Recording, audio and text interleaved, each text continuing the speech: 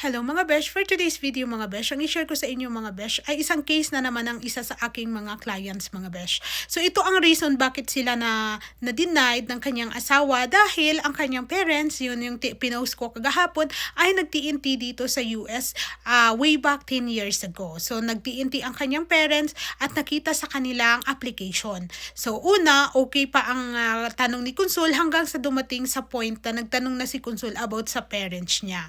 So ngayon, na sinabi niya, tinanong ni Consul kung nasaan ang parents niya, then sinabi niya na nandito sa US. At yun nga, nakita na nga before pa na itanong yan ng Consul mga besh, alam na yan ni Consul na nandito yung parents niya sa US. Kasi nga, sa DS-160 application, di ba, naka-indicate doon ang parents information. So ngayon, nakita ni Consul na nag-TNT na ang kanyang parents. So ang sinabi na lang ni Consul sa kanya na much better na sabihan yung parents niya na umuwi na lang sa Pilipinas. Kasi sa ngayon, ang US mga besh ay sobrang higpit sa mga illegal resident. So ayun, so denied sila ng kanyang asawa.